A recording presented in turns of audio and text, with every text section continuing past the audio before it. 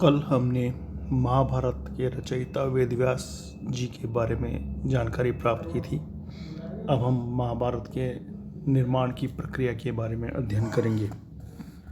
शतसहस्री संहिता के नाम से विख्यात महाभारत देश की राष्ट्रीय ज्ञान संहिता है। वेदव्यास जी धृतराष्ट्र के समकालीन थे। इसी कारण आपको भरत वंश और कौरव और पांडवों का चरित्र महाभारत लिखने का अवसर प्राप्त हुआ। अनंत वेद वृक्ष की छाया में बैठकर व्यास ने समग्र लोक जीवन के आर पार देखने वाले अपने प्रतिभावान चक्षुओं से वेद और लोक का अपूर्व समन्वय इस महाभारत में प्रस्तुत किया है। महाभारत में कुल 8,800 श्लोक बताए जाते हैं। फिर इनकी संख्या 24,000 हुई। आगे चलकर जन्मेजय और वैशंपायन के संवाद का विस्तृत संकलन महाभारत नाम से 1,00,000 श्लोकों में सौती ने शौनक आदि ऋषियों को सुनाते हुए संपादित किया। श्री वेद व्यास का यह श्रेष्ठ आख्यान विलक्षण शब्द भंडार से परिपूर्ण है, जिसमें प्रारंभ से लेकर अंत तक 100 पर्व हैं।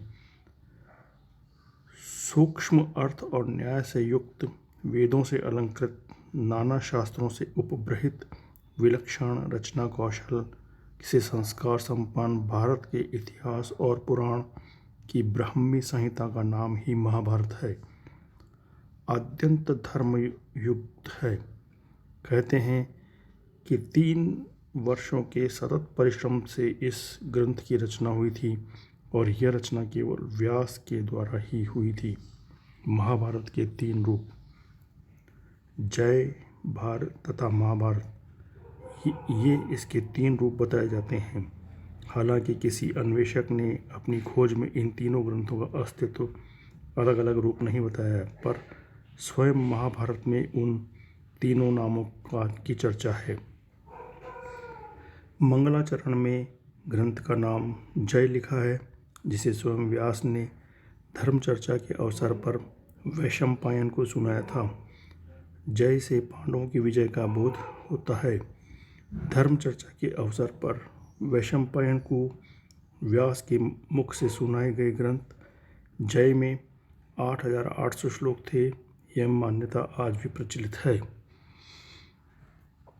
भारत, इसमें 24,000 श्लोक हैं। इस ग्रंथ को नाग यज्ञ के अवसर पर जय के श्रोता वैशंपायन ने जन्मेजय को सुनाया था।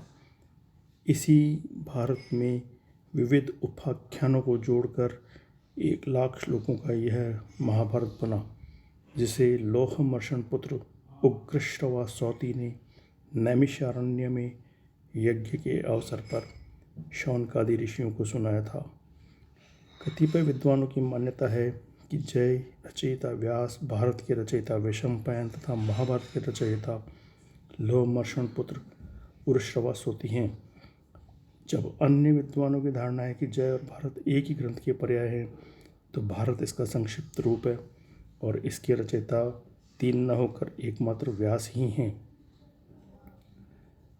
धर्म, अर्थ, काम, मोक्ष, पुरुषार्थ चतुष्टय की प्राप्ति हेतु महाभारत से बढ़कर दूसरा ग्रंथ नहीं है।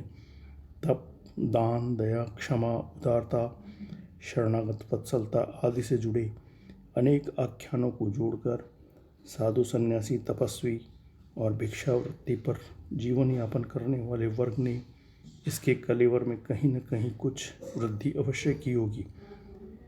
एक ओर तो राजनीति का विशद वर्णन, दूसरी ओर नैतिक आचरण का क्रियात्मक विवेचन, तीसरी ओर ऋषियों, देवी देवताओं एवं वीर धार्मिक नरेशों का यशोगान और कौरव पांडवों की नीति अनीति का आख्यान महाभारत का प्रतिपाद्य रहा है। इस प्रकार महाभारत की रचना हुई।